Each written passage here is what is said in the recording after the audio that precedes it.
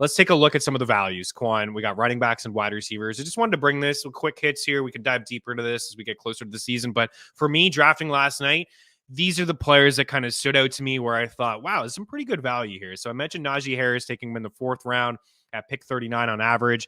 DeAndre Swift is a bit of a wild card, of course. I think Rashad Penny is also a wild card, but also let's keep in mind that this Eagles offense has been the best rushing offense in the league and over the past 2 years. They still have the best offensive line in football with Jason Kelce coming back.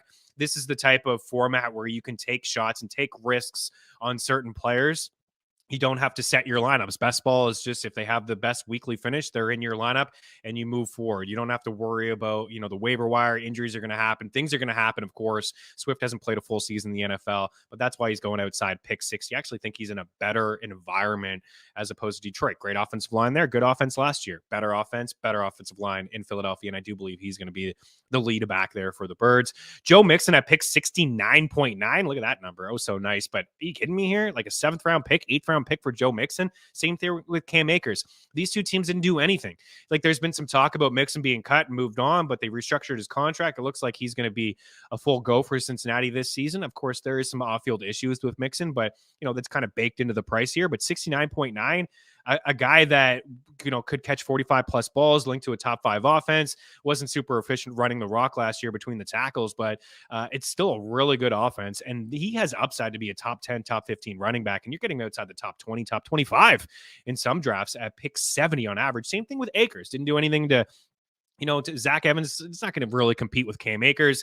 I think he has top 15 upside at the position. You saw how good he was down the stretch of this season after the Rams moved on from some pieces. And I don't know what happened with him and Sean McVay, but he was in Sean McVay's good books at the end of the season, and he was terrific. And they did some things in the draft to help the offensive line there. Rashad White didn't do anything, right? It's White's backfield.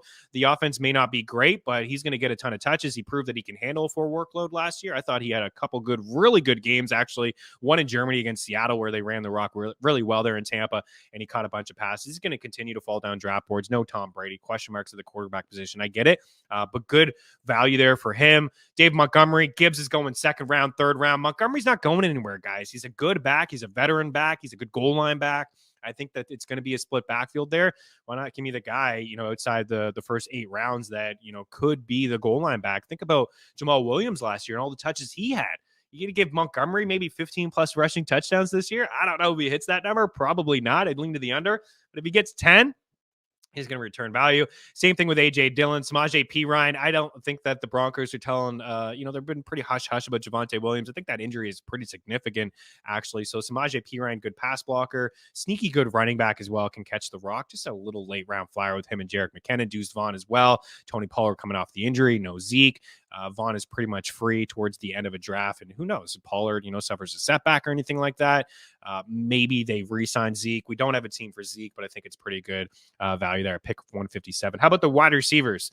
Let's switch over to the wide receivers here quickly, and then we'll break. Christian Watson, I just think he has upside to be a top 15 wide receiver. We saw only a little bit between him and Jordan Love, but it was a really good few throws that they seem to be on the same page. I don't fully believe in the Packers. I think he'll be checking quite a bit, but Christian Watson is going to be the one there for Jordan Love. And I think he has top 10 upside, actually, at the wide receiver position. I am a little bullish on him.